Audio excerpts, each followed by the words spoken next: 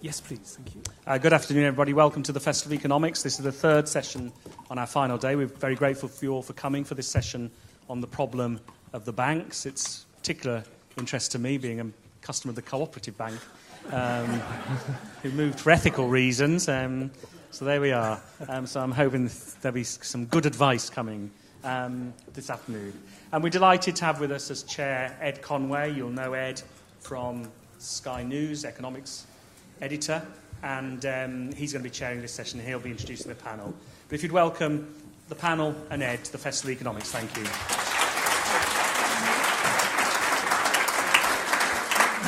Thank you very much. It promises to be a fascinating session because banks have, of course, been at the very heart of the crisis of the past 5 years. And so trying to solve the banking problem really goes to the heart of trying to solve the economic problem that we're still faced with, both in this economy and elsewhere. When it comes to the sector, which still remains the beating heart of Britain's economy, you still have two very distinct narratives. On the one hand, you've got that familiar story, which Vince Cable is a big fan of, that the banks aren't lending enough and they need to lend more. They're still profiteering from the financial pain of other people. They're riding a wave of government-created money and helping widen the yawning void between the rich and the poor, whether businesses or people. In the past month, we've had a whole series of fines for some of the world's big banks. We've had a $13 billion settlement between I think it was $13 billion. It was. Between JP Morgan and the Treasury Department in the US. We've had fines from EU regulators on a number of firms, including RBS, on fixing interest rates, a probe into foreign exchange dealing, not to mention the continued travails of banks near and afar, not least, of course, the cooperative bank, which I think may crop up at some point in this panel. And that's before, obviously, we get to the behaviour of Paul Flowers, the former chairman. But there's also another narrative, and that's that the banks are now finally getting through the worst. They're emerging from this biggest financial crisis since the 1930s. They're starting to regain health. And they may not be lending all that much, but that's more because no one actually wants to borrow rather than because they don't want to lend. And then anyway, things like funding for lending and help to buy are set to change that. And they've reinforced their capital positions, except for the French banks. Natacha, who is French. They are behaving more sensibly than ever before. And with a shared experience and knowledge from the crisis, they're almost certain not to make the same mistakes they made before. So that's an alternative narrative which we can all explore at our leisure this afternoon.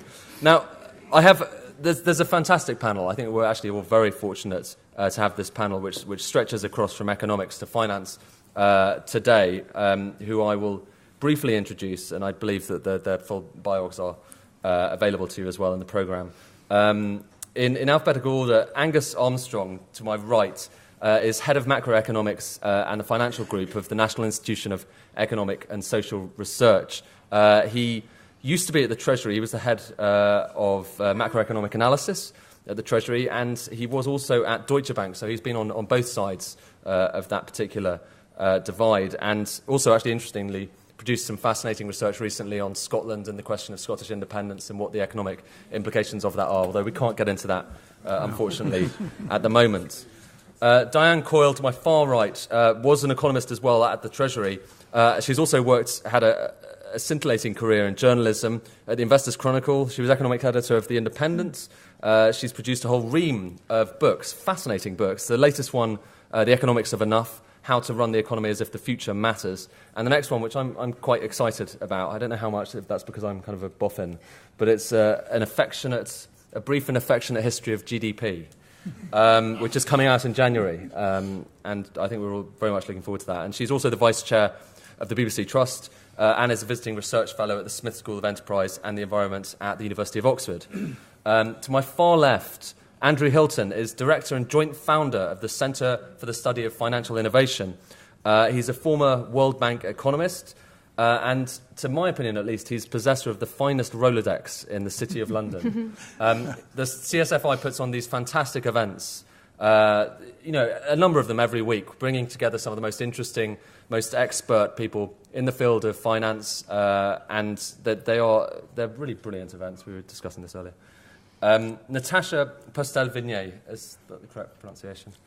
Is an economic historian from the LSE. She specialises in bank failures in the US and in the Great Depression. So she has a particular interest for political and economic philosophy, economic development, and statistical tools for economic investigation. And perhaps she might begin. Each of the panellists is going to set out in about 5 minutes or so their position on this question of the banks, solving the bank issue. And perhaps if we can start with you, Natacha, because it would be excellent to get some historical perspective on where we are and how it compares perhaps with the 1930s. Right. Thank you very much for inviting me here.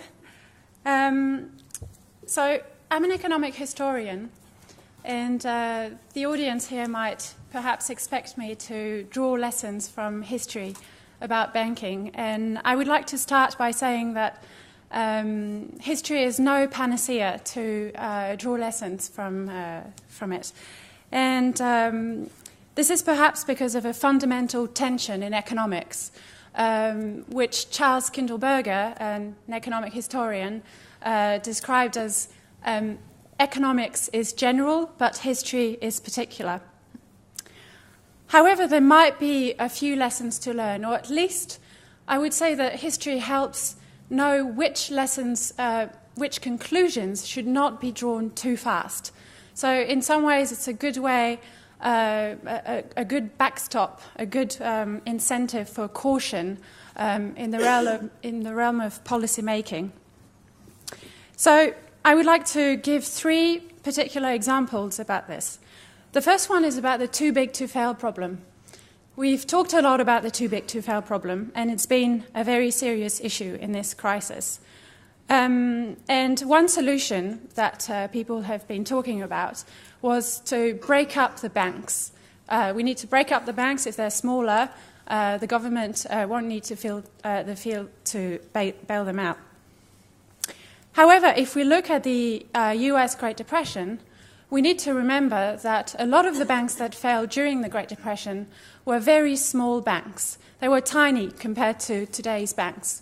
And thousands of them failed in many, many different regions of the US. And often researchers compare the US with Canada, for example, where in Canada during the Great Depression, there were only very few banks, and they were very large, and they were very well diversified. And some researchers say that this is one reason why they survived. So we need to be careful about this, and this is one way in which history helps us not to draw conclusions too fast. Another example is about capital ratios. We've talked a lot about capital ratios in the current crisis. We know that leverage has been very important. For example, we have seen that the Basel Accords, for example, have wanted to really increase capital ratios. Some people say not enough. But one thing that perhaps we haven't thought about, or at least not enough, is that liquidity mattered a lot as well in the current crisis. For example, there were lots of runs on repo. This is what happened between, for example, Lehman Brothers and Reserve Primary Fund in 2007. And in the Great Depression as well, one thing that happened was that leverage ratios did not matter that much. At least this is what research has found on the Great Depression. And so we need perhaps to think a lot about reserve requirements as well. There's been so much talk about capital ratios, but reserve requirements may be just as important in order to safeguard the financial system. My third example will be about securitization.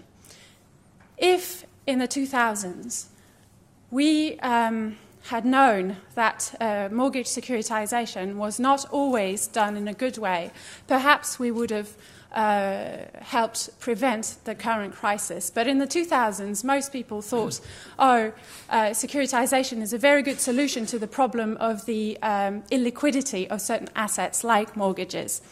and they thought that securitization in many sorts of ways could be a very good solution. However, if they had studied the Great Depression in the way that I have tried to do in my work, they would have seen that in Chicago, the city that had the highest urban bank failure rate in all of the US, there was already some mortgage securitization going on, and that one of the reasons why banks failed then were quite similar to the reasons why banks failed, or at least should have failed in the recent crisis. And one of them was that the way that these mortgages were securitized was not properly safe. This particular way was that banks did not feel a particular need to stand behind the bonds, and they did not provide a full legal guarantee on these bonds. These bonds were off of their balance sheets in the same ways as they were off of these balance sheets in the recent crisis. This is in contrast with the European experience in the past 2 centuries, which had covered bonds, i.e. where governments legally required banks to have their mortgage securities on their books. So this is another example where, by looking at history, you can probably avoid drawing conclusions too fast, like the idea that securitization in all sorts of ways is always a good solution. So it's a good incentive to bring caution to the realm of policy making, and it keeps policymakers from being complacent. It makes them keep a close watch on the economy. Thank you very much. Thank you. Thank you very much, Natacha. I mean, and fascinating as well, particularly this question of our fixation on the question of capital ratios. In other words, how much a bank needs to issue in shares. It's one of the big areas that has been under focus at the moment. So perhaps a suggestion that they need to be looking more at reserve requirements. In other words, that's the amount of money that they are told to set aside, essentially, by central banks and by regulators. That's right, the amount of cash or securities that are very easily tradable for cash, like government bonds, for example. And also it's fascinating that Canada, even before Mark Carney, the great Mark Carney, sorted out the Canadian economy, still had a banking system that was one of the finest in the world. Interesting, actually, kind of anecdotally, back in the 1930s or 1940s, John Maynard Keynes was desperate that the Canadian central bank governor would become the replacement for Montague Norman at the time. So we've always had this we've always been looking towards Canada to provide us with examples of how to run an economy, and we continue to do so. Andrew Hilton, why don't you tell us about your position on that? Okay, well, I start off with the view that the reason the Canadians survived the recent financial unpleasantness was basically because they had banks that were essentially brain dead, so didn't do any of the dangerous things that more clever bankers in other countries did. I also subscribe to the view, at least in substantial measure, that history is bunk, and that there aren't too many lessons to be drawn from the 1920s that are applicable in the 2020s. But we shall see. I'm sitting on the extreme left, which is the position previously occupied by Polly Toynbee. Please don't be confused by that. I am in the city in that I run a little think tank, but I am not of the city in that I don't get paid like a banker. But nonetheless, I suppose I'm as near as you're going to get on this panel to a banker. At least I read the Financial Times. But if you find yourself agreeing with me, you may bear in mind that I also read the Daily Telegraph. Everywhere else in the economy, I think diversity is good, and we celebrate it and we like it. But in banking, after the unpleasantness of 2007, 2008, there is much less diversity than there was before. There are fewer banks, there are bigger banks, and there's less and less diversity of form, diversity of function, diversity of ownership. And I think that that's a big problem, and damn Mr. Flowers, because he's made it harder for me to make my argument.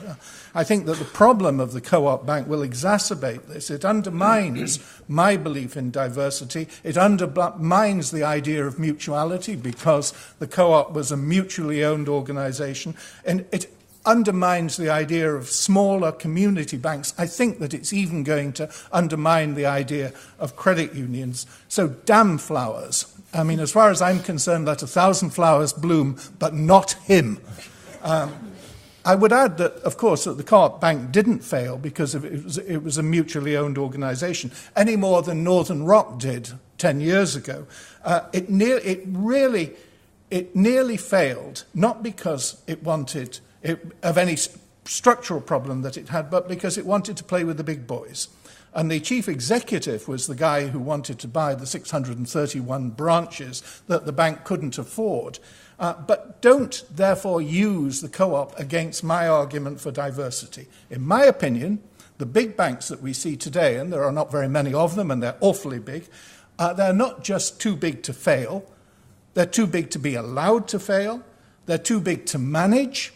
Let me give you one little factoid. Let me give you this. Well, this is actually a fact, not a factoid.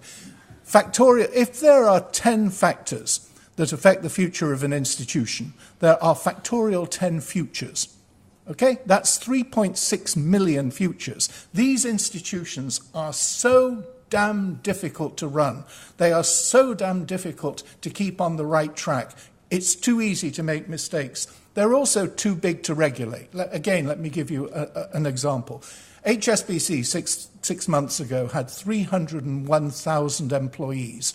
Its regulator, up until the recent change in regulations, was the FSA. That had 3,800 regulators. If the head of the FSA said to Doug Flint, the chairman of HSBC, "We're on your case. We're going to put a dozen supervisors on you full-time," Doug would turn around and say, "Well, all right, I'll hire 100 lawyers." It's a race that you cannot win. But the regulators try to regulate because that's what they do. Regulators regulate. And the only effective tool that they have is capital. All right, capital and liquidity. But the only answer that they have is more capital, more liquidity. Natacha talked about the Basel ratios. 4%, 8%, 20%, what? It doesn't really matter. Higher and higher quality capital and more and more and more capital. There's a specious argument because the banks can get round it all. The result is that banks have become special, and bankers are paid because banks are special, and they're paid special amounts of money. Banks are also bigger and bigger. Banks are increasingly micromanaged and micro-regulated by the supervisors, and banks are less and less good at doing what we want them to do, which is actually to get the economy going, and that's important. No one is pushing back against this. And I don't think you'll hear anybody except me on the panel pushing back against it. That we're heading more and more to, in my opinion, a situation in which regulation becomes futile.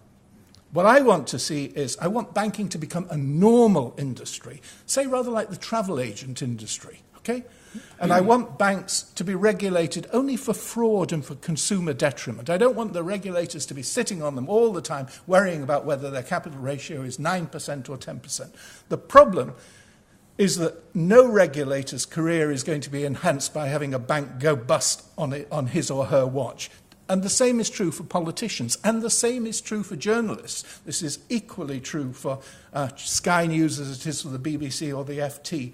Everyone is pushing in the same direction, more and more and more, and more micro-regulation. And despite this their protestations, bankers actually like this. Bankers like regulation. First of all, it protects the incumbents.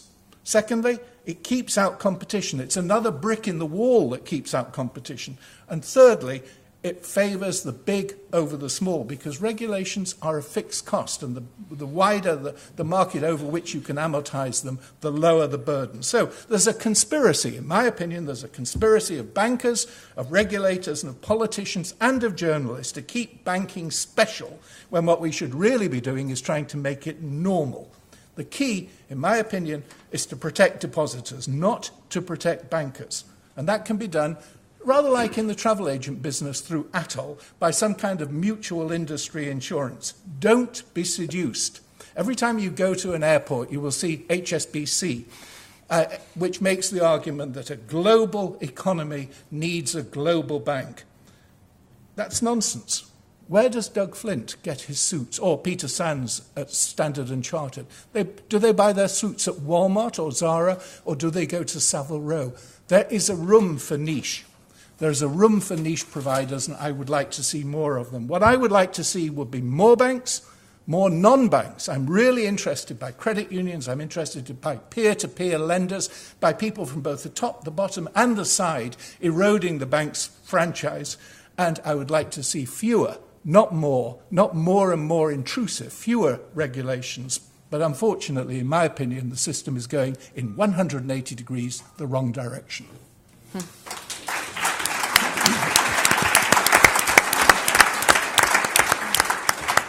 Andrew, thank you very much. I've got to say I feel very privileged because I'd never realised I was part of the grand conspiracy before, but now I know. They haven't told you about the secret handshake I'm yet. shaken by this. Yeah, no, I haven't had the handshake yet. You will.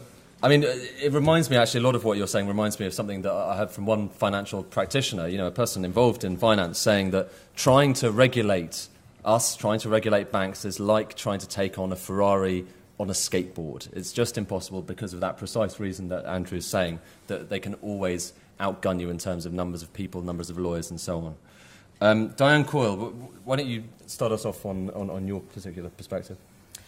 Thank you. I've got 3 questions for the audience. They're rhetorical. I don't really expect you to know the answers, but that's how I'm going about this. And the first question is, of all their assets, can you guess what proportion of banks' assets actually goes on lending to businesses? And the answer is 3%. Another 20% or so in mortgage lending, and all the rest is a kind of investment trading activity that we read so much about. We also know that banks have had to pay billions of pounds in compensation to customers who've been missold PPI products or swaps if they're small businesses. It's just really clear that banks don't serve their customers, or the people we think ought to be their customers, the businesses who are investing and the depositors. And as Andrew and Natacha have been saying, part of the answer that is proposed in policy circles is that you increase the regulation. You've got to regulate them better. But regulation is not only difficult because they have a lot of lawyers, it's not as effective as more competition in making sure that entities serve their customers. And I'll give you an example. BAA was split up by a Competition Commission decision, and quite soon after Gatwick was hived off, we had not even a very bad snow. We had a couple of inches of snow in December, and it turned out that Heathrow was paralysed for days with flights blocked up and thousands of passengers stranded. And Gatwick hired a few tractors from down the road and cleared their runway almost immediately. And that's the way that competition is effective. It focuses businesses on serving their customers properly. The banking sector is not competitive. As Andrew was saying, it's become even more concentrated and even larger since the crisis when they were put together. There's very little switching between bank accounts because they're all the same. You're going to get the same kind of call centre response or the same overdraft charges to whoever you bank with. And so customers don't bother because the downside of switching, if it all goes wrong, is a real disruption to your life, so why bother? The banks have a lot of customers with deposits sitting in their accounts, being paid almost no interest and hardly ever moving. And you might have one of those accounts yourself with £50 in that you haven't done much with and you're not all that bothered about. And when you add that up, for the big banks, it's a very large amount of money that they can use to cross-subsidise products that go into the best buy tables on the websites. So there are a certain number of accounts that have to look good in the tables, and if you're big, you can always come at the top of those tables by using other customers who are not getting the best deal to subsidise what you're doing. And that keeps out other entrants as well. There's been no profitable, successful entry into UK banking for a very long time. There are some exciting new entrants around. Andrew mentioned peer-to-peer lending. Perhaps we could even get a mobile telephone banking service like M-Pesa in Kenya, which is much better than anything we have here. A simple text-based money transaction system that you don't need a bank account for. It would be fantastic for a lot of people on low incomes in this country. So maybe there's some hope that some of those new entrants can get into the market and make it a bit more competitive. But I think the regulators will feel they have to regulate that too, and they don't understand that if you regulate a peer-to-peer lending company as if it were a bank, you're just going to put it out of business. So the first thing that we need to think about is how to increase competition. And I would make sure that new entrants have room, and I would break up the big banks into smaller units to do that. My second question is, can you guess which quarter of at which time did the banking sector, the financial sector, make its biggest recorded ever contribution to GDP growth. The biggest ever contribution to GDP growth from finance came in the final quarter of 2008. And the reason is that there's a new methodology for measuring the contribution of the financial sector. And funnily enough, compared to the old methodology, it roughly doubles the contribution or the apparent contribution to the economy because it measures the gap between a safe lending rate and the rates at which they borrow themselves and the rates at which they lend themselves, roughly speaking. I think this overcounts their contribution to GDP. In fact, if you think very hard about the services that banks are actually producing for the economy, it would probably be quite a small number. They don't do very much lending to people, and they don't do very much lending to businesses. There are some fee-based services that they provide. They provide mergers advice and investment advice and so on. So it's not zero, but it's not nearly as big as it looks in the GDP figures. And actually, we pay a lot of attention to it anyway because the creative industries contribute almost as much to GDP, and they don't seem to have the same political heft as the banks. Adam Smith thought that banks were entirely parasitical. He wouldn't have counted them at all in GDP, I think. So I don't think it matters if banking shrinks. I was quite alarmed to see the Governor of the Bank of England saying we want more of it. I think we want a lot less of it. And obviously you don't want it to happen quickly. You don't want a lot of people who work in banking to lose their jobs very quickly. But I don't think it matters if our banking sector shrinks. My third question is how big a fall in financial markets do you think it would take to make a bank insolvent? And the answer is, it's a small number because it's the equivalent of how much capital they hold, these equity ratios that we've been talking about. And if that's only 3%, you only need a 3% fall in markets, roughly, for the bank to become insolvent. So Natacha was talking about how important it is to increase reserve ratios so that there's enough liquidity if the financial markets dry up. It's also important to increase the capital ratios so that banks are just not so vulnerable to ups and downs in the market. Why should banks have much less capital than any other kind of business in the economy? We'd think that they were crazy if any other business said we can get away with being 97% leveraged. Absolutely insane. So I think the capital ratio also needs to go up a lot. Just in conclusion, we had some lessons from history that suggested that policymakers ought to be cautious about fixing on any single answer to the problems that we have in the banking sector. And I think that's probably true, but I think policymakers have also been much too cautious, and there's a kind of fear of doing anything too radical to the banking sector. But what we need is actually radical change, because I think the financial crisis could happen again tomorrow.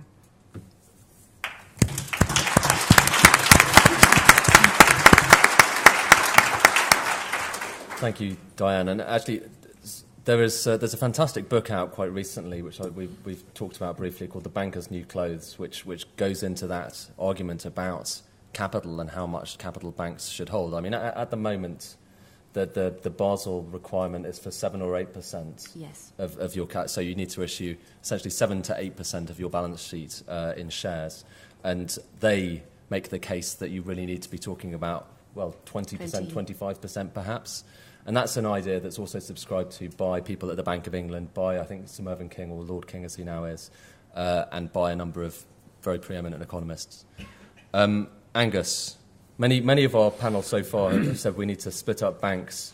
I'm hoping that you're going to say that big banks are good news and we can provide some alternative views here.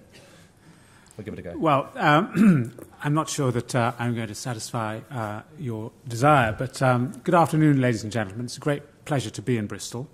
Let me just start by saying that I think that this sort of idea that the government will never step in to save the banking system, this is ludicrous, and we're wasting our time saying it. They will always step in.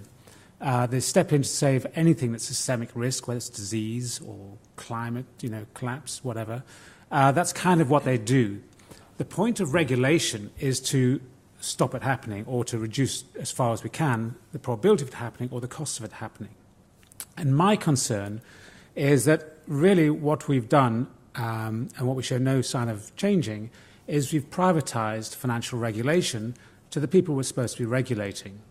And so, one thing we've kind of found out from this crisis is that people do respond to incentives. And given that they now basically regulate themselves in lots of interesting, subtle ways, we shouldn't be too surprised at what the outcome is. So, first of all, I do think banking is different. Normally, if we go to a fruit and veg store and buy something, we give over some money and get the goods, and that's the end of it. With banks, you give over some money, and the other person says, well, I'll come back next week, and I promise to repay it. That's fundamentally different, because you now have time and uncertainty. And the borrower always knows more about whether he's likely to repay than the lender does, always. So you have this inherent difference in information between those who borrow and those who lend, which creates all sorts of interesting incentive problems. It's a very different industry. The second difference is we don't even have bananas here. We just have bits of paper. So banking is different because it's it's almost viral. If you introduce a regulation, it will be avoided tomorrow because it's viral. It just changes. It morphs all of the time. And these are two reasons why it's actually not quite the same as other industries. And I think taking those two things into consideration are very important. So where does this leave us? It leaves us with this really uncomfortable sort of Gordian knot. Well, on the one hand, you want to regulate it because, you've got this massive, inevitable government backstop if the whole thing falls apart, not one bank, but the whole thing falls apart. And you've got these incentive problems of different information. But on the other hand, if you regulate it, then it disappears. It moves into the shadow banking system, which is almost as big as the banking system that you and I use. Or it goes overseas. That's the usual argument. If you do this, we're going off to Switzerland or whoever knows. So we've got this really awkward situation. And when we look back at what we've done about it, well, which side's won? Well, in my view, unequivocally, the financial flight, I call it, the sort of, you can't regulate us, otherwise we'll go away, they've won. And I think that we have delegated the responsibilities to private agents to do the job that actually the public sector should be doing. So let me give you a couple of examples. Capital regulation has been mentioned quite a lot. Well, there's lots of interesting issues. I mean, first of all, the most bizarre thing about capital regulation is the idea that you just tell a bank to have enough capital to match this level of loans and it'll be okay. Banks have a few other tricks up their sleeves, like taking riskier bets for a given amount of capital. So if you ask me to put aside a certain amount of money, I might just offset that by taking a certain amount of other greater risks. But we keep insisting all you have to do is this. Northern Rock had one of the higher capital ratios before it failed. It's just a simple fact. We can go and observe it. But how do we do capital ratios? Well, we depend on credit rating agents. And credit rating agents are increasingly paid by who? Oh, the guys who issue the securities. They're called banks. Oh, so we have the capital ratios are determined by the credit rating agencies, how risky the assets are, that are paid by the banks. Well, there's one example of this huge delegation of responsibility. Derivatives. ISDA, the International Swaps and Derivatives Association, have successfully managed to get that all net derivative positions are settled prior to bankruptcy and before any other claim. Well, can you wonder why they do derivatives all the time? I mean, it's obvious. Why wouldn't you? And who's ISDA? Basically, the big banks. The next one, interbank markets. Oh, they don't matter. Well, we found out from the interbank market in London, it does matter. Who runs that? The British Bankers Association. Who are they? Same big banks. And you go on and on and on. Almost all the bits of industry, we as regulators say, we can't do it. They're far too clever. They'll always beat us. Therefore, we'll let them do it. We'll find a market-based solution to the problem, which is almost a contradiction in terms when you've got a market failure. So what do I think we need to do? First of all, to a certain extent, I agree with Andrew. You need less of this sort of micro-regulation. You're chasing your tail. You'll never win it. Instead, you have to shift the risks. You have to make people who run these industries lose personally if there's a loss. So that means some really fundamental changes to how the banking system works. And we can go into those. But my main point is that we need to claim back our right to regulate the industry. We need to say which parts of the industry are in the public good, i.e. do serve people like you and me. They presumably deserve to have a government backstop. That's what deposit insurance is. Ultimately, it was paid by the state. The banks still owe the state, but it was paid by the state. So we need to have some parts of the banking system that help you and me. Other parts, some of the sort of more exotic ends of the investment banking system, it's really hard to see what the public good is there. So why should they have any public support whatsoever? And what does that mean? Maybe they shouldn't have limited liability. Maybe there should be partnerships. Goldman Sachs is a very successful partnership. Only as recent as 2000, it can be done. Thank you.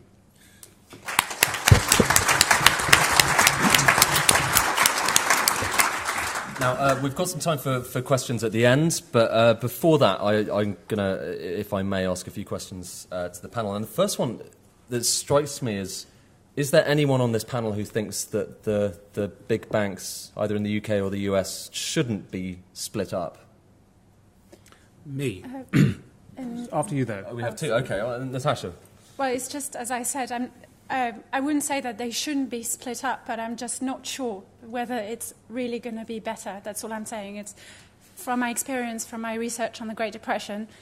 We know that in the Great Depression, there were one of the main weaknesses of the banks that failed was that they were really small. They were unit banks, it was called, and therefore they didn't diversify their assets, but they still had lots of links towards each other. So it was a little bit like systemic risk, although it wasn't called that way at the time. And lots and lots of banks failed. So I'm just not sure that it would be the ready solution to the problem. But didn't the Depression give rise to Glass-Steagall, this law essentially splitting up investment banks and utility banks? And wouldn't that be a good idea to have at this point? Okay, so that's another problem.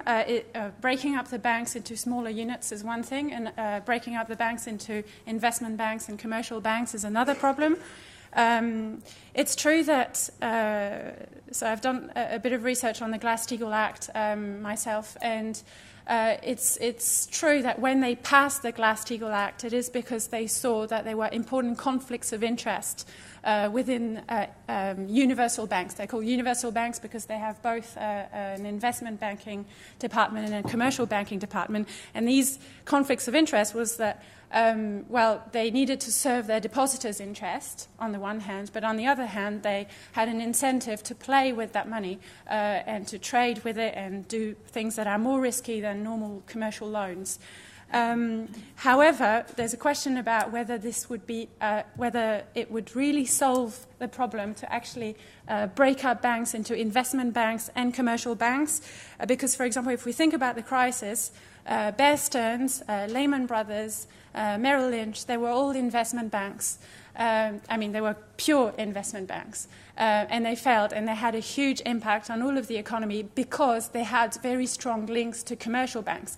And a lot of their cash balances are sitting at the commercial banks, or were sitting at the commercial banks.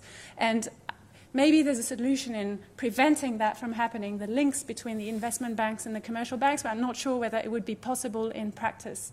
Okay. So, yeah. Angus, why shouldn't we split up these banks? Well, I think we have to have smaller banks, but the point is not to go to an institution and say, I know the right size, because I have blessed with this extraordinary knowledge of the size you should be. I mean, we just don't. What you should, rather than split them up, you should do changes which will make them choose their best size, but it will be much smaller. So, for example, getting net derivative positions and saying you're no longer ahead of everybody else in the queue. You rank pari passu with everybody else in bankruptcy. They won't be the size they are, and the sort of balance sheet exposure they have won't be like they are. So they will change, and they'll find their own optimal size. The Glass-Steagall, again, that's not going up to banks saying you should be 3/4 and you should be 2/3 of what you are and so on. You're saying this is the activity you're allowed to do. And this is where your assets and your exposures rank. They will then find their optimal size, rather than, banking will morph again, rather than keep saying, we know the right number for you of how big or small it should be. You should go by the activity and change the legal status of the instruments, then that will change. They will have to change their size.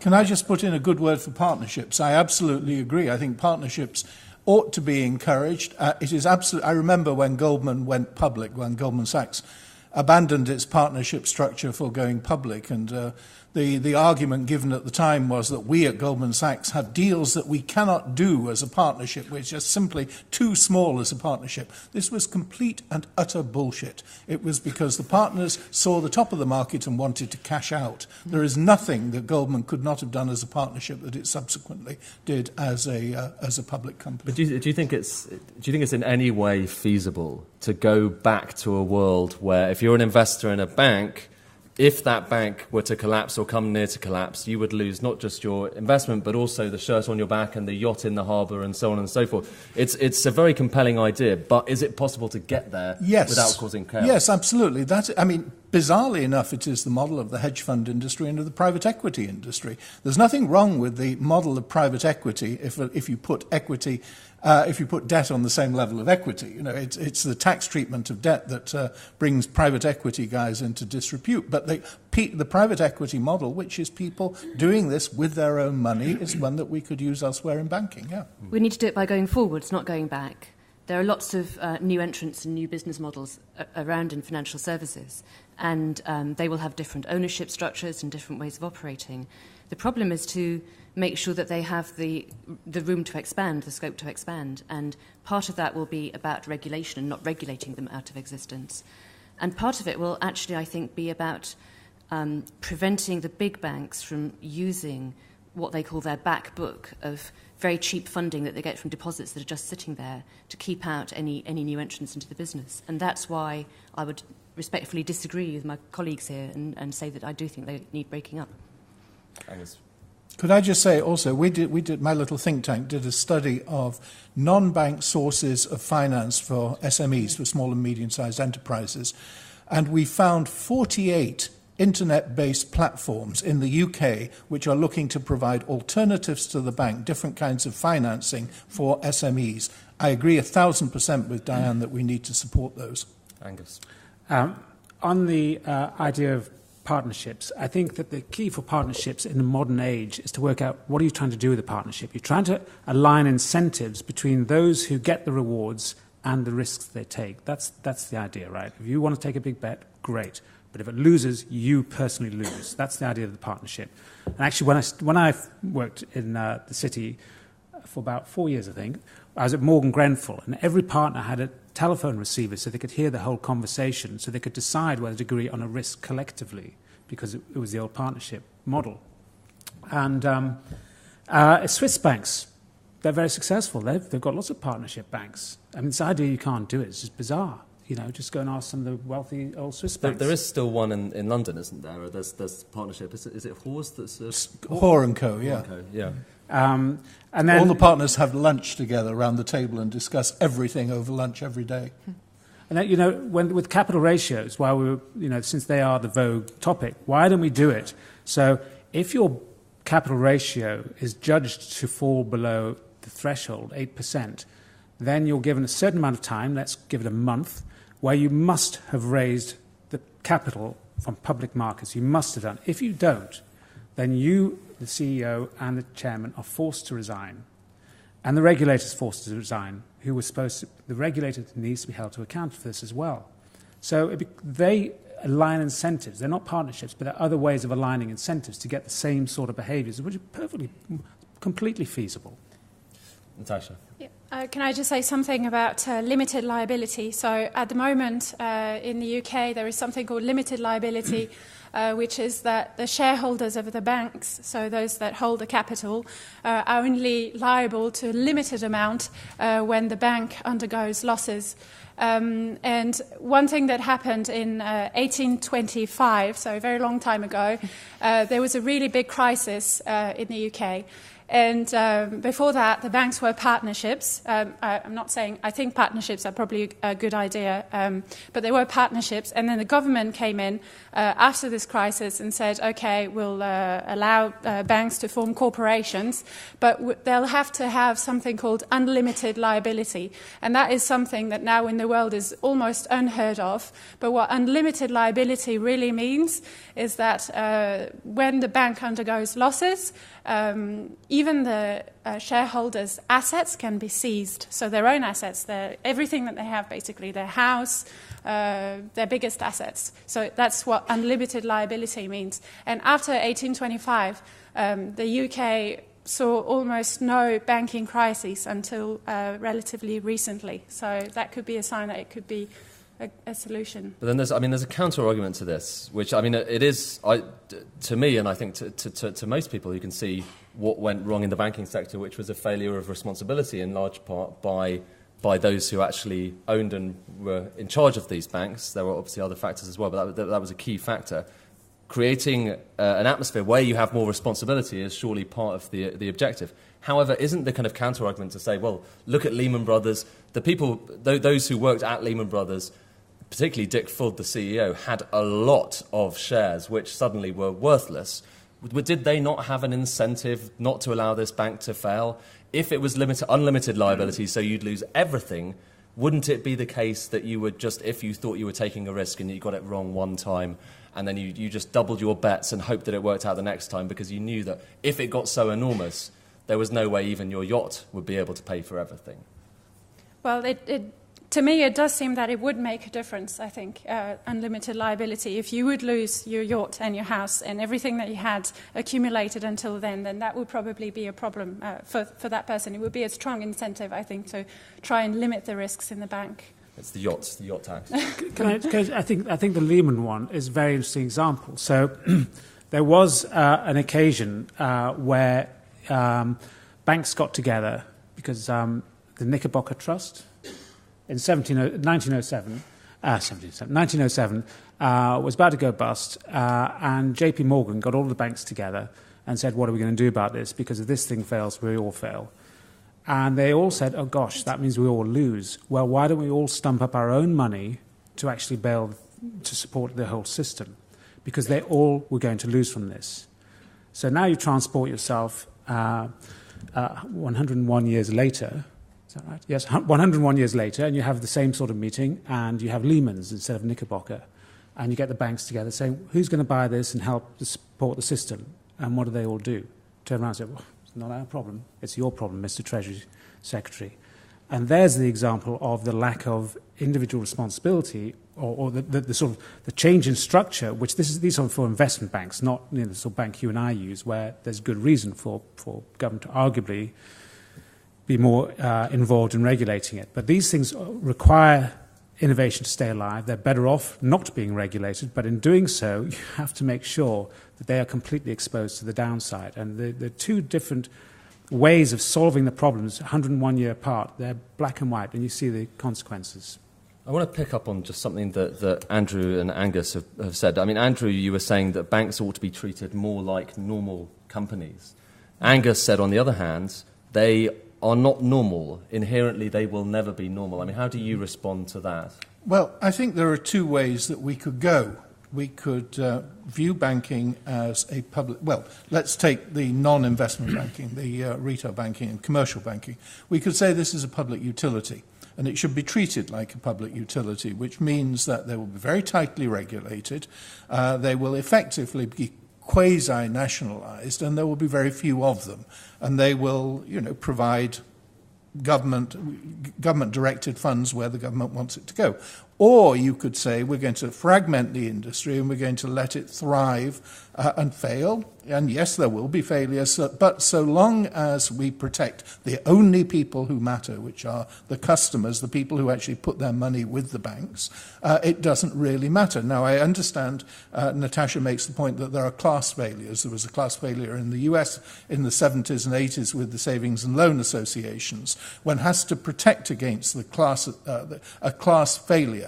But it is possible to have a universe of very small banks, or it is possible to move to a universe of a few very large public utility banks. I think probably Angus's view is towards the public utility banks. Mine is to the universe of very small institutions. That may be trickier, but it has several advantages, one of which is that there will be massive innovation in that industry, whereas with the few public utility organisations, there will be as much innovation as there is in the gas and electricity industry, viz. none.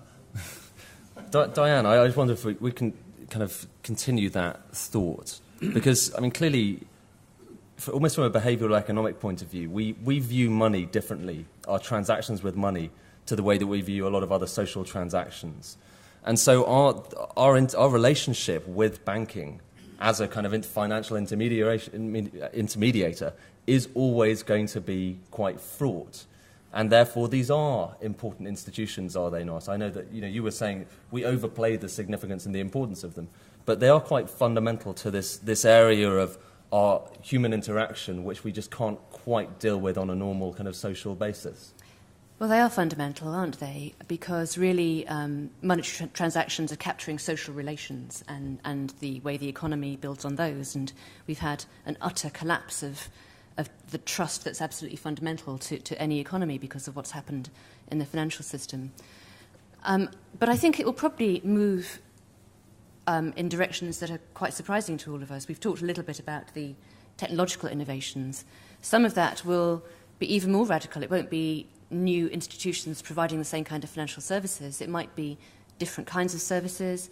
It might be local currencies or Bitcoin-type currencies. And I think it's all quite unpredictable at the moment. But I would like to see that happen, like Andrew, because this is the only sector where innovation has been plentiful but hasn't served consumers at all. And most innovations across the economy eventually benefit greatly the well-being of consumers or people in the economy. It hasn't happened in financial services, and the technological capability is there for that to happen, and I would like to see it be able to happen. Yeah, I think it was Paul Volcker, wasn't it, who said that the greatest financial innovation of the past 20, 30 years was the ATM. And of course, all those... He said that it was the only financial innovation that was worth a toss. All those securities look innovative, but they don't help anybody. Let's take some questions from the floor. I think we've got a bit of time for that. And I'm sure that there'll be lots of people who are there to back those poor bankers who have had such a tough time recently, and there's been a persecution against them recently, and I'm sure that many of you might want to reflect on that. If you put your hands in the air, then there are some microphones which are kind of roving around, and they will find you. There's a question right at the front here. And if you could just say where you're from, just to give us some context, that would be helpful first as well. I'm Jane Stott, and I'd like to offer some sympathy to bankers, because having seen a number of them interviewed on television, my sense was what they most needed was a conversation with Gamblers Anonymous. I'm making that actually as a serious point, that listening to some of them, they are completely addicted to money and the acquisition of money, completely divorced from the idea of adding value. And I really think there is a psychopathology there that we need to think about. We've been talking very rationally, and that's great, but I think there's something deeper there that we aren't talking about. Angus, you were within a bank. You were within a bank. Did you find yourself psychologically? I probably have a few pathologies, but we won't go into those now. I think that the whole system has such skewed rewards that it probably does create very different behaviour. I don't think that the graduates who go into banks, they're not like they have these pathologies before they go in. And they're not evil people at all. They're going in there seeing massive incentives, and over time, it seems to be the normal way to behave, and so on. And so I think their behaviour becomes very much sort of internal to the way the structure of the system is set up. Having said that, I think that finance is always... I think Keynes remarked on the type of people who were in finance. If they weren't in that, then they're probably in prison. That it isn't the industry, if you want to have a nice, quiet life, that there's a certain degree of self-selection of people going in there and the behaviour to start with. But for me, it's the... it does look extremely unhealthy, first of all, but the sort of rewards are just... very distorting. It's very hard to see how particularly young people would survive in that. Diana, did you... Yes, we haven't talked very much about bankers' pay, which is perhaps surprising, but it obviously does distort behaviour. Andy Haldane at the Bank of England said that if instead of linking pay and bonuses to the return on equity and the share price of the banks, it had actually been linked to the return on assets, or in other words, how successful they were at lending money to businesses and people, then their pay would have gone down over the years rather than up, because they were becoming less and less successful at what they were supposed to do. So looking at pay structures, I think, is very important. But also, this is an economics festival. It'd be really interesting to know what sociologists had to say or anthropologists had to say about the financial markets. And funnily enough, I don't think there has been much other social science study of how these institutions operate, and it's a bit of a gap. I'd love them to go into it. Could I just make 2 points? One, the only honest response on the money that I ever heard was many, many years ago. I was in Tokyo, and the former head of Drexel Burnham who in Japan was explaining to me he was waiting for his money because the company had gone broke and he was still hoping to get the 25 million they owed him. He said that when Drexel was at its height, it was like standing under a shower and money was coming out, and you just held your hands there and they filled with money. The other thing I would say is that this is sort of Hilton's first law, in fact, Hilton's only law of economics, that a very small percentage of a very, very, very, very large number is still a very large number. And that explains why bankers think that they should be paid. The foreign exchange markets have $5 trillion going through every day. A tiny, an infinitesimal fraction of that sticks to your fingers and you're rich for life. In the end, I mean, banking in GDP it's classified, I think I'm right in saying, as financial intermediation. It's the passing of money from one set of people or businesses to another. It ought to be simple. And yet, as Andrew was saying, if a lot of money is flowing around, which it has been at a record rate, then that's enough.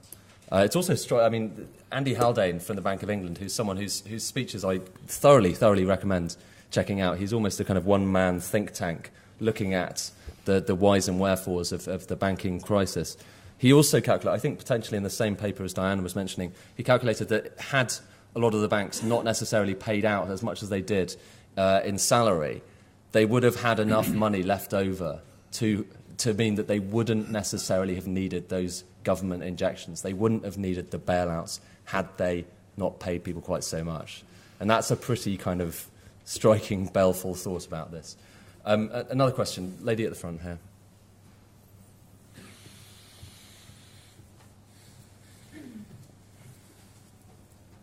My name's Helen Wild.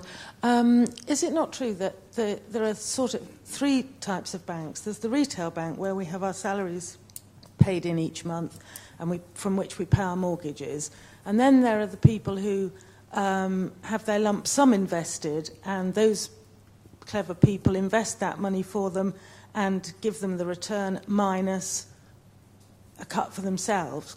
And then there are this other organisation, which I personally question whether they should be called banks, who take shareholders' money and, I wouldn't say they invest it, they gamble it in order to make money for that institution, for that company, rather than and for the shareholders.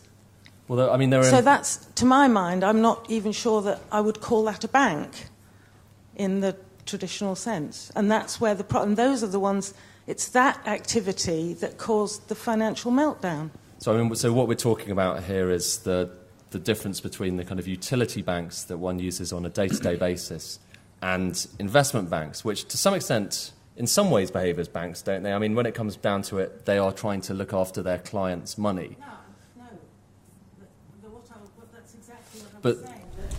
That's the second sort of bank.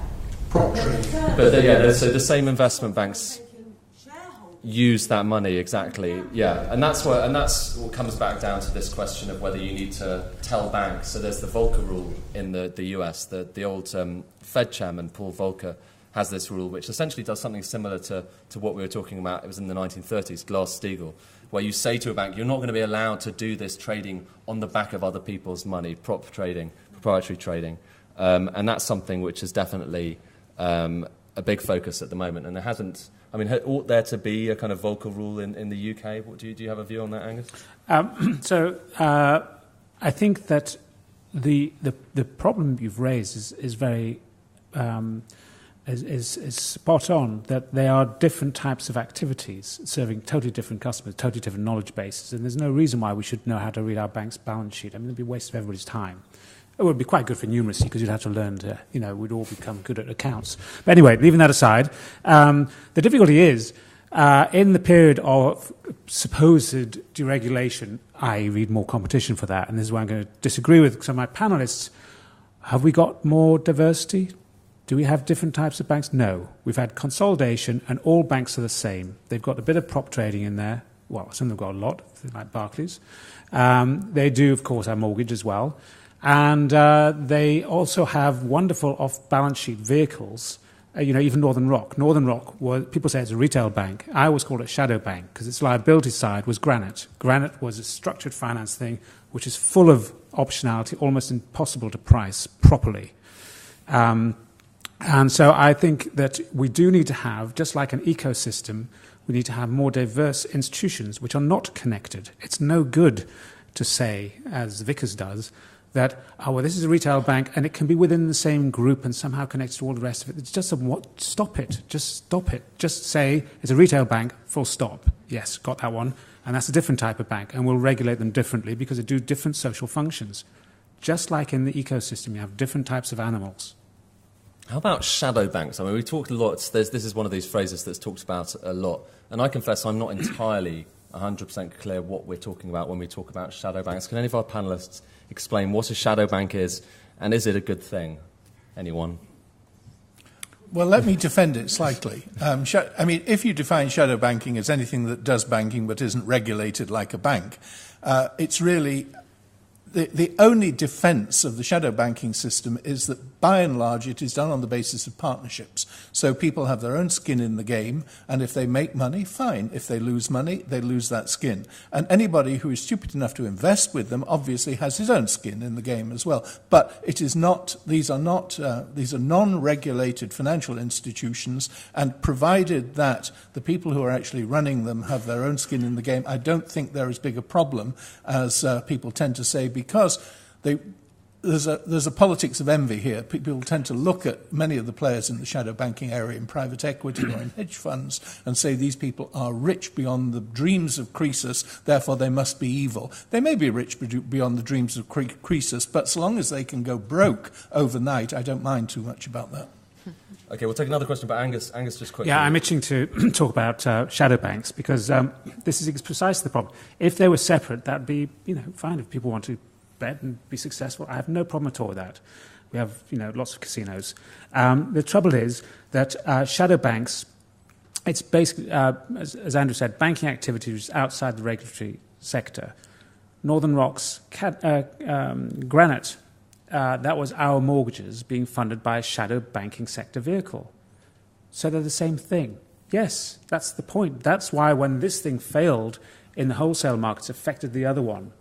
That's where the connection came. The banking crises usually start off in the shadow banking system and then go into the banking system. It's the same in Asia, as the IMF have now realized, that it's the shadow banking system, it's their connections to the banking system that matter. If the two were separate, nobody, I think, would have an issue.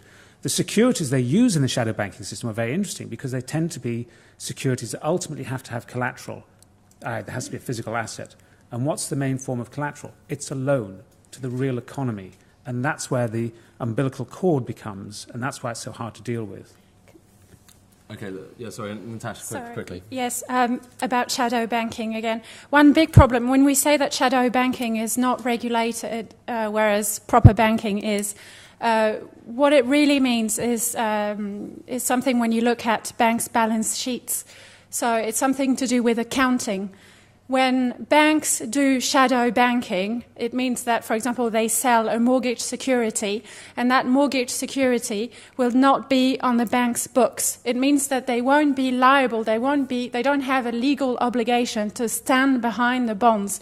So if the borrower defaults, if he or she doesn't pay back the loan, the bank doesn't have a responsibility in this. And that's the big problem. Okay, thanks. Let's take another question. There's a gentleman just nearer the back over there. I think you had a hand up before. Yeah. Hello, I'm Ben from Bristol. A previous talk made the point that the bank's profits are about equal to the amount of public subsidy they get. And considering the fact that the current big banks are now partly nationalised already, maybe one solution would be just to go the whole way, nationalise them all, and abolish private banking completely. interesting idea. Any thoughts on that, Diane? It was discussed, I believe, in the Treasury at the time whether the bank should be wholly nationalised, and I think there was a very good case for doing it, and it was a sort of loss of nerve that it didn't go ahead then. Whether you want to keep them permanently in the public sector is another matter. But the big subsidy is the subsidy that the promise that they'll be bailed out again if they go bust. And that's the reason for worrying at all, really, about the separation between retail and investment banking and the ring-fence proposal. Because at the moment, taxpayers are basically on the hook for anything that goes wrong in the banking sector from now on. And that's the reason for trying to limit it, at least, to our deposits in the retail banking part of what they do. Paul Tucker from the Bank of England reckons that banks are no longer too big to fail, so they can be allowed to go bust and everything's fine. I hope we don't have to test that out. Let's take another question. There's a lady at the front here.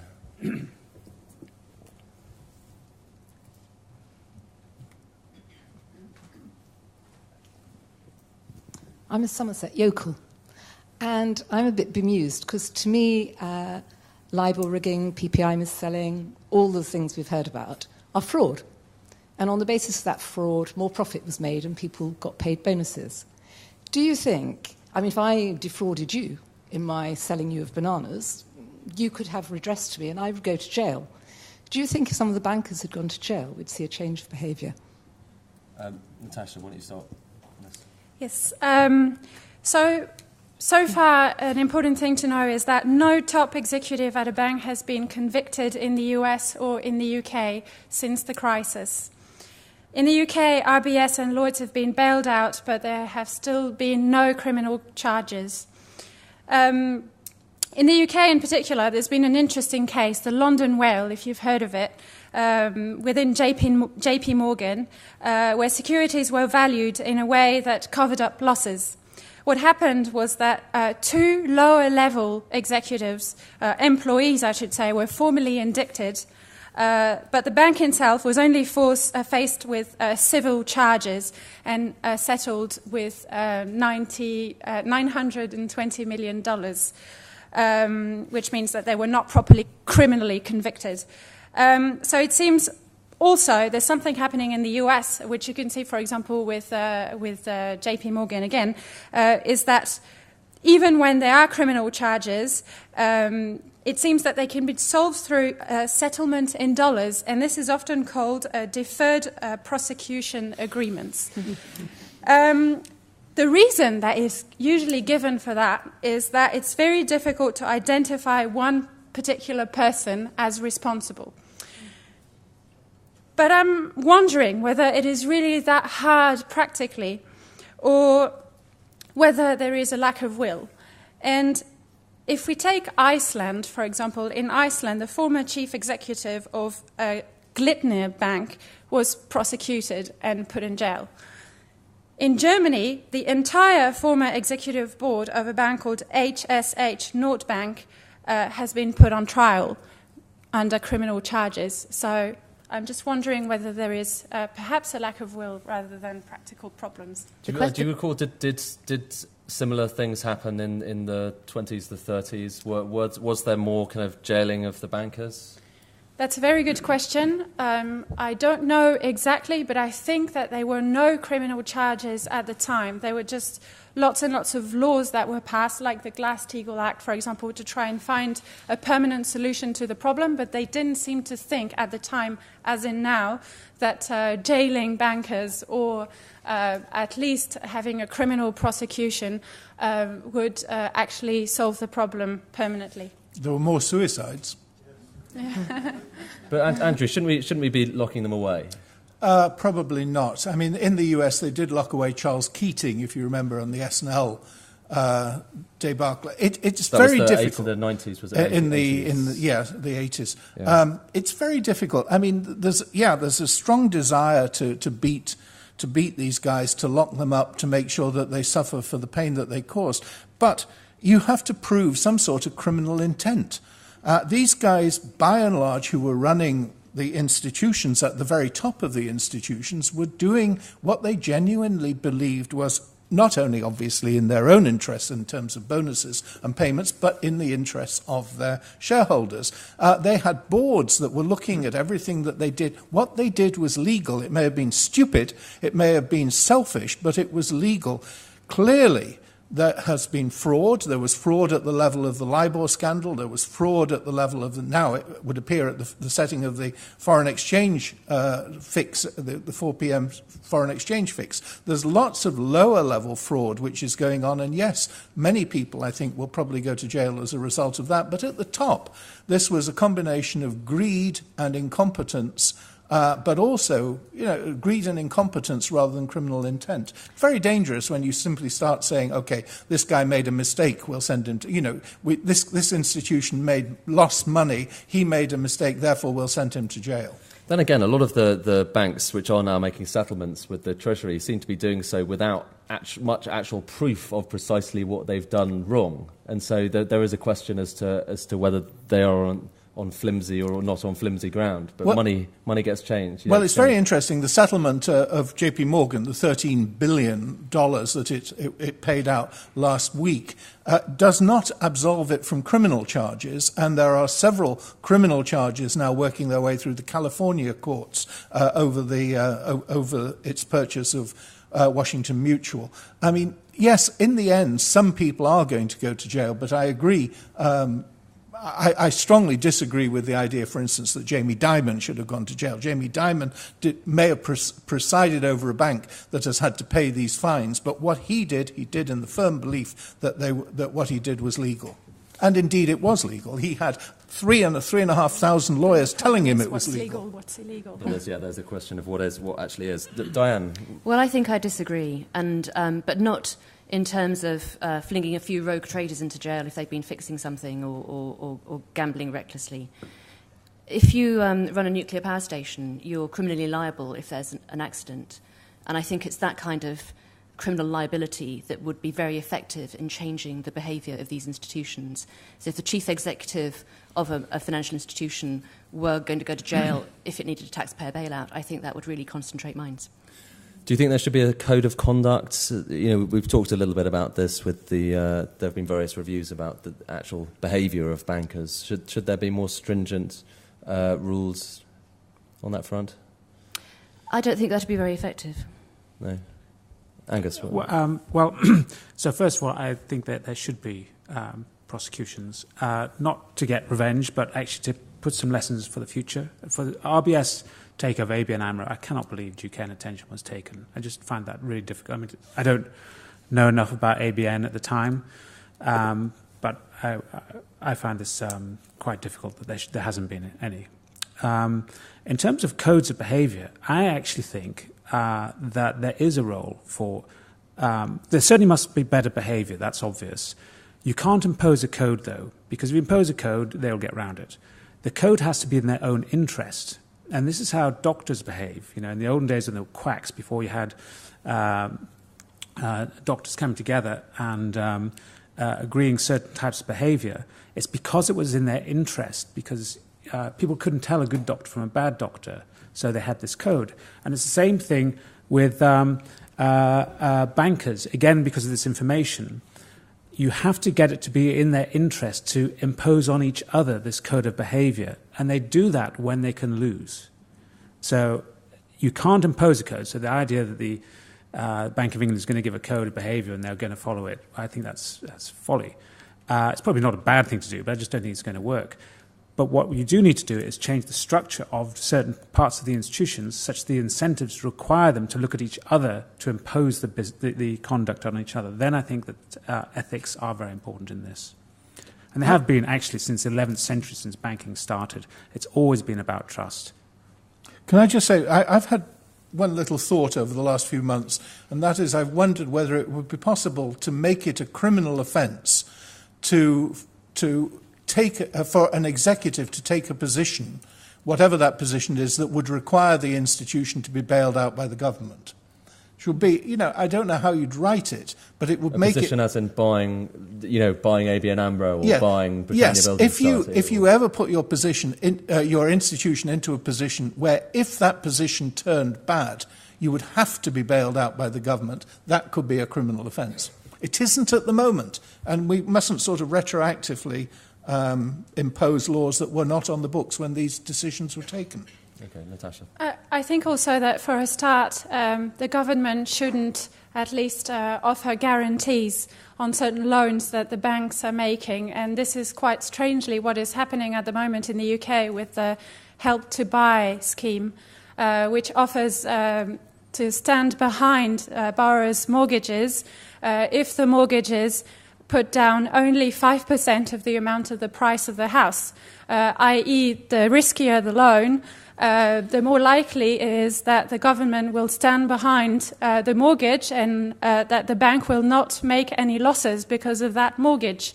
Perhaps this is quite problematic, especially when we think of what happened in the US with Fannie Mae and Freddie Mac, the two government-sponsored enterprises, which also informally guaranteed these kinds of risky mortgages, which created a huge moral hazard within banks.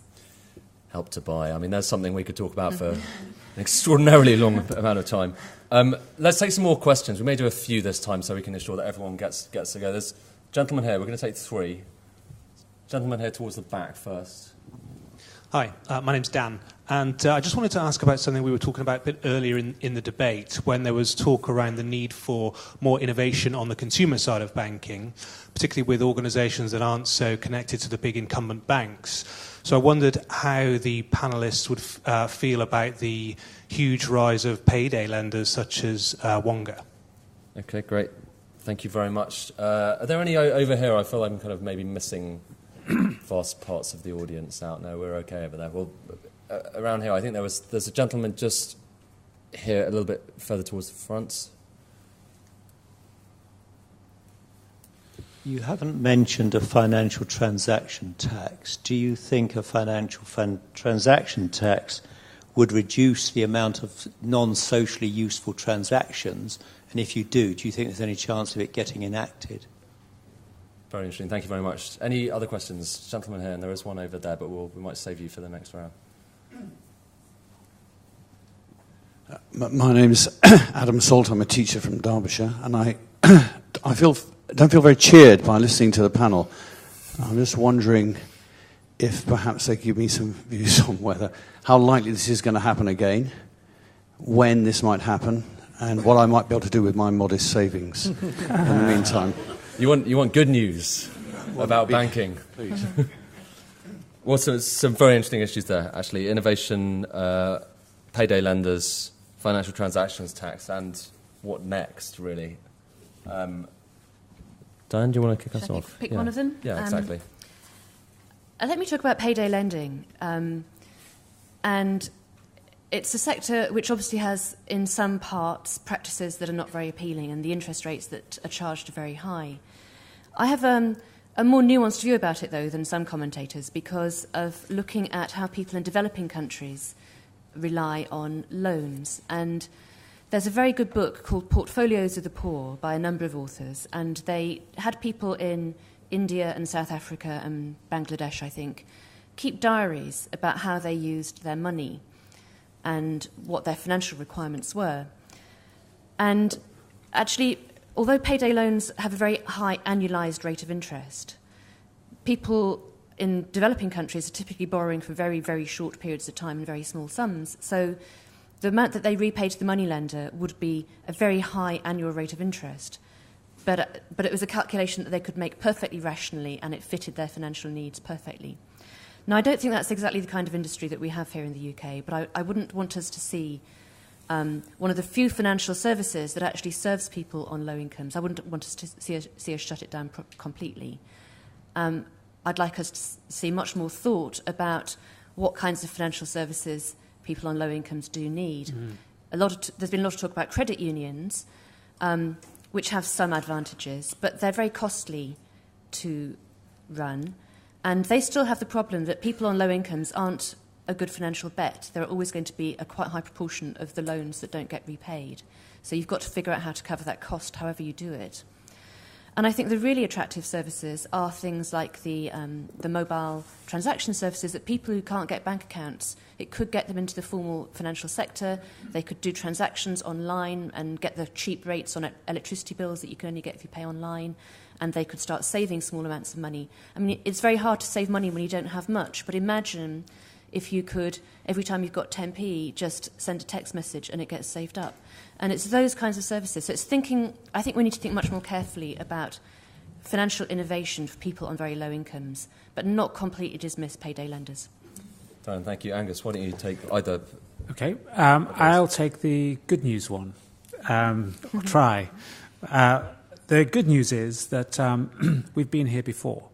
President Roosevelt, in one of his first fireside chats, talked about the unscrupulous money changers, men who stand in the court of public opinion, rejected by the hearts and minds of men. They were the same as they have been in the last 5 years. We have been through the cycle before. What is so fascinating, though, it required a man who's almost unheard of, called Mariner Eccles, who I believe was the son of illiterate Scottish immigrants into the States, to go to Washington, not a senator or anything like that. I think he lived in a farming belt. He's a Mormon, I think. A Mormon as well. And so most, a person not as part of the industry, to go to Washington, and he laid down the basis for deposit insurance, Glass-Steagall. I just wrote these down, by the way. Deposit insurance, Glass-Steagall, the mortgage agencies, which certainly screwed up from the mid-1990s, but had worked for 50 years before that without making a loss. The Federal Reserve System reorganized that. So the Federal Reserve Board of Governors, the building itself is named after him, the Mariner Eccles building. So we have been here, and we can solve this problem. We've had the same problem before. But what it doesn't require is lots of micromanaging changes to the belief that having 0.5% more on capital ratios saves the world. They start off by saying, what problems do households and businesses need solving? Let's start with those. What are the problems they face? And then we'll work from there to design the financial system around it. That's what needs to happen. Thank you. Natacha. So let me just take up the financial transaction tax question. I think it's a very good question. It's one that's been debated quite a lot. It's probably a relatively good idea on paper. I wonder just about how exactly to put it in practice because there are so many financial transactions out there. So it'll be quite difficult to know exactly which transactions should be taxed and on what grounds. But if this could be done, then it would probably be beneficial. I have a better idea. I think it's too hard to do in practice.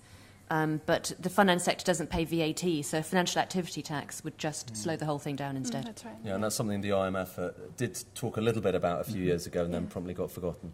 Yeah.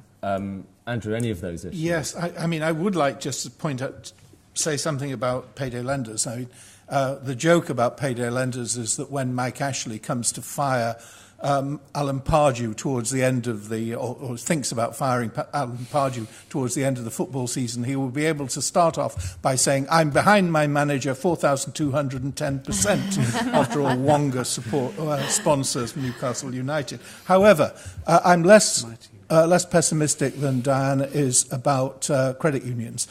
Credit unions are coming out now with payday lender type products. The constraint that they face is that they have a completely unreasonable usury charge. They are not allowed to charge interest rates of more than 2% a month. That sounds awfully high, but when you're dealing with the lowest socioeconomic groups in society, you have to go above 2% to make a little bit of money.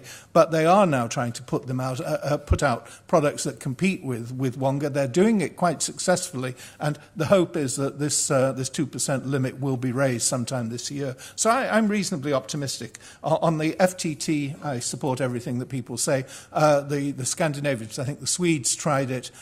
It didn't really work. They lost a lot of business. It's a good idea in principle. We had Bob Mandel come and talk to us many years ago, our think tank, and he said, well, I invented it, but I don't support it. By the way, Mariner Eccles, I just remembered this, who was one of the champions of the Great Depression. He was also, unfortunately, really quite boring and used to go on a lot when it came to various different topics of conversation. And Keynes, John Maynard Keynes once came across him and just said, I can't stand this fellow. No wonder he's a Mormon. He said, no single woman could stand him, so he has to have multiple wives. I'm afraid we've come to the end of this session. It's been fascinating, and I want to thank all of our panelists. I can't say that it's necessarily been uplifting, but I think I suppose the positive thing about this financial crisis is that there wasn't much thought about the fundamental principles of banking, about why we focus so much on it, what we need to do with it, what are the problems of it. Because previous to this crisis, we didn't really think about it in as deep ways. And it's sad that we haven't necessarily had the amount of reform that we really could do with in the banking sector. I don't think that's an uncontroversial thing to say. But at least there are many good, interesting ideas that we are now talking about. And the hope is that at some point, maybe one or two of them might actually be integrated. But I'm afraid that we have come to the end of it today. So I'd just like you to thank all of our panellists for such a fantastic session.